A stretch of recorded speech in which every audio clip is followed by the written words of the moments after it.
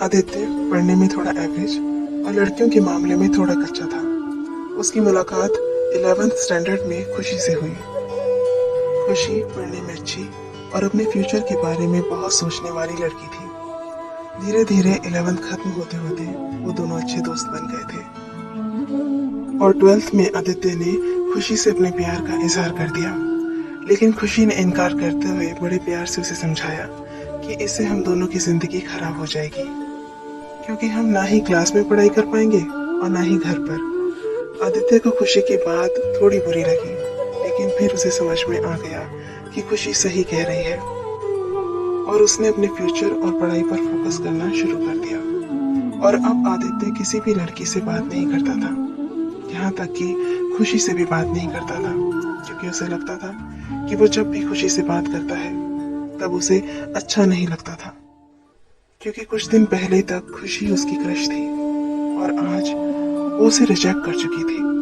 और आदित्य इन सब बातों को नजरअंदाज करते हुए अपनी परीक्षा में मेहनत करके स्कूल में फर्स्ट आ गया था। बाद में आदित्य दिल्ली के कॉलेज से बीटेक करने लगा और वहां भी वो किसी लड़की से बात नहीं करता था, क्योंकि खुशी ने उससे जो भी बातें कही थी कहीं ना कहीं उसके दिल में बैठ गई थी। और जब भी कोई लड़की उससे बात करने आती तो वो मुंह मोड़ लेता। वो धीरे धीरे अपनी पढ़ाई में और भी अच्छा होता गया और आखिरी में आते आते वो अपने कॉलेज में भी टॉप 10 की लिस्ट में आ गया था और उसे कॉलेज से प्लेसमेंट भी मिल गई और वो जॉब करने फिर से मुंबई चला गया। मुंबई एक बहुत ही बड़ा शहर है, जहाँ एक मोहल्ले के लोग दूसरे मोहल्ले वाले को नहीं जानते हैं। वहीं जब आदित्य ऑफिस गया तो उसे वहां खुशी दिखी और वो हर बार खुशी से छुपता रहा। इसलिए नहीं क्योंकि वो उससे नाराज था, बल्कि इसलिए क्योंकि वो फिर से खुशी की जिंदगी में नहीं आना चाहता था। एक दिन ऑफिस की कैंटीन में खुशी ने आदित्य को देख लिया और उसके पास जाकर उससे बातें करने लगी। आदित्य के पास भी खुशी से बात करने के अलावा और कोई विकल्प नहीं था। दोनों के दिल में पिछले 4 सालों से जो भी दर्द था उन्होंने एक दूसरे को बताया और खूब सारी बातें की। खुशी ने उससे बिछड़ने के बाद अपने सफर के बारे में बताया और आदित्य से उसके बारे में पूछा, जिसके बाद आदित्य को कहीं ना कहीं लगने लगा था कि खुशी गलत नहीं थी और आदित्य को फिर से खुशी से प्यार हो जाता है। कुछ दिन बीतते हैं और दोनों की दोस्ती और भी गहरी हो जाती है। और एक दिन अचानक आदित्य खुशी से बात करते करते उससे अपने प्यार का इजहार कर देता है, लेकिन खुशी फिर इनकार कर देती है। और जब आदित्य उससे इसकी वजह पूछता है तो वो बताती है कि उसकी शादी तय हो चुकी है और 1 महीने बाद वो ये जॉब छोड़ देगी।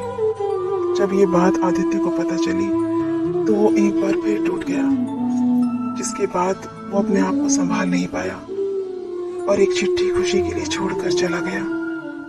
और खुशी उस खत को पढ़ती है, जिसमें लिखा था, डियर खुशी, मैं तुमसे बहुत प्यार करता हूँ, लेकिन शायद तुम मेरी जिंदगी में नहीं हो, इसलिए तो मैंने तुम्हें 2-2 बार खोया है।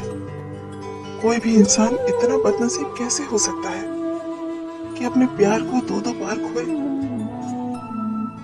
मैं नहीं जानता कि मैं तुमसे दूर रह के जी पाऊंगा कि नहीं, लेकिन अगर तुम्हें किसी और से शादी करते देख लूंगा तो पक्का मर जाऊंगा। इसलिए मैं तुम्हें और इस शहर को छोड़ के जा रहा हूँ। शायद तुम मुझे भूल जाओ, लेकिन दूसरी बार तुमसे मिलने के बाद मैं तुम्हें कभी नहीं भूल पाऊंगा। मैं भगवान से प्रार्थना करूंगा कि वो तुम्हें और तुम्हारे होने वाले पति को हमेशा खुश रखे। तुम्हारा आदित्य। खत पढ़ने के बाद खुशी रोने लगी और आदित्य को बहुत ढूंढा, पर वो कहीं नहीं मिला।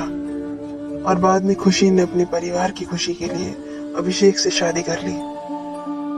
लेकिन खुशी को आज भी ये बात हमेशा सताती रहती है कि आदित्य कहाँ होगा, किस हाल में होगा। यहाँ तक उसे ये भी नहीं पता कि आदित्य जिंदा भी है या नहीं। और खुशी अंदर ही अंदर घुटती रहती है।